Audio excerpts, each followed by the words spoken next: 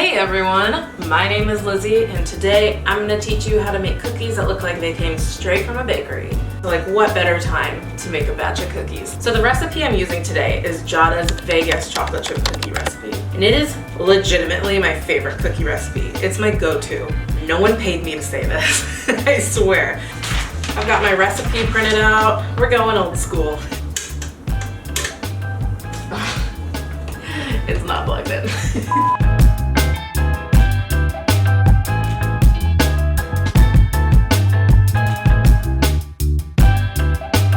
Add the eggs and the vanilla extract. Do you think I could do it one-handed?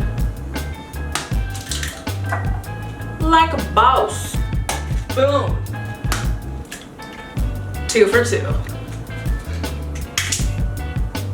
And it made it in the sink. Eggs go in. Vanilla is one of those things I tend to eyeball, but I'm doing a video, so I'll be precise. We're professionals. We'll act like it. Mix up your dry stuff. We got bread flour, which I think gives chocolate chip cookies a really good texture. Okay, so at this point, we're gonna take this off the mixer and we're gonna fold in the chocolate chips by hand. So this is one of my favorite tips for making chocolate chip cookies. Use 2 different kinds of chocolate chips. The recipe calls for bittersweet and semi-sweet. I have milk chocolate and bittersweet chocolate, so that's what I'm using. Really, you could use a blend of whatever you have, even chop up bits of a chocolate bar. Basically, it just creates more notes of like sweet and bitter for the whole cookie experience, making it all the more delicious. Dark chocolate chips going in. Got some stragglers. Everyone in the pool. And milk chocolate. Okay, time to get these on the cookie sheet. We're one step closer to getting to eat cookies. There's another reason why cookies from the bakery are so extra good. They are big. So when you're making cookies at home, we'll often turn a batch that's this size into like 24 cookies. Not today. I'm gonna try and get like 8 to 12 out of this. And so the reason why a bigger cookie is better, not just because it's so fun when it's so big, but this might sound weird, but the bigger the cookie is, the more unevenly it cooks, which is good for cookies.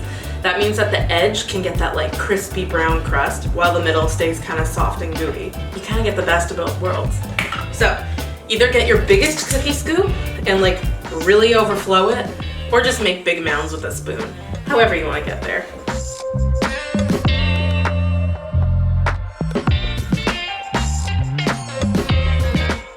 Something that I always do that makes them look extra pretty is pull out a couple extra chocolate chips and set them aside so that we can kind of thoughtfully place them on top. As you can see, like most of the chocolate chips are pretty hidden inside of the dough, but this way you'll see a lot of them poking out. It makes for a way prettier chocolate chip cookie, and yes, bakeries do this for sure. And remember, this thing's gonna spread, so you can like go a little crazy with it. Depends on how much you like chocolate. I ain't got no problem with a lot of chocolate over here. These are gonna go into the freezer for an hour, and that's gonna kind of help them do 2 things. One, their shape is gonna hold a lot better. Secondly, I find that the longer you can let the cookie dough rest before baking it, the better the flavors kind of marry together and develop. You could even let this cookie dough sit covered in the fridge for like 2 days, and it would not be a bad idea. The flavors would be great. But of course, we don't always have that kind of foresight when the calling for cookies happens. I'm gonna throw this in the freezer for an hour. If you don't have a freezer that can fit a full sheet tray, just put them on a plate first and then put them on the sheet tray after. No big deal. Okay.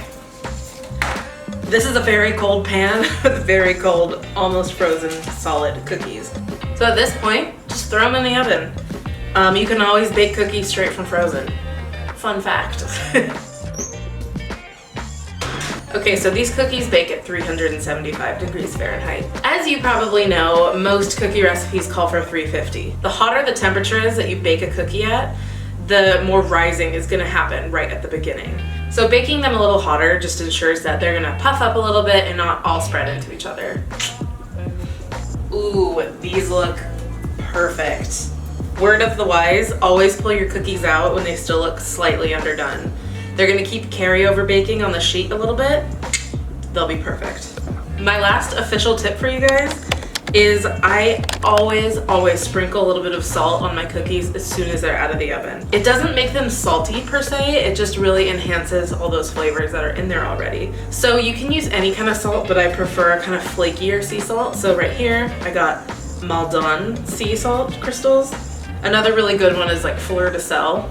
You don't gotta go crazy with it, just do a light sprinkling. And because they're fresh out of the oven, it'll kind of like almost gently sink into it. Can't forget these guys.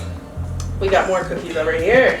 So as you can see, the chocolate chips we added on top really make them a lot prettier. Otherwise, you would just see that kind of brown cookie crust, but now we've got that added fun dimension of chocolate chips on top. Now is the hardest part, which is we gotta wait like 10 to 15 minutes before we break into one of these.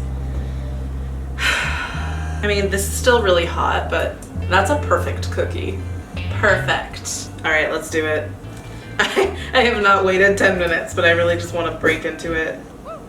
Oh. Okay, I need to wait a little bit longer. So good. This is a dangerous amount of cookies to have in the house. I'm gonna need to go do some deliveries right after this, for sure. All right, guys, I hope these tips were helpful. I definitely had fun doing these today. Not a bad day of work, if you ask me. If you decide to make these, definitely tag us so we can see your creations, and happy baking, everyone.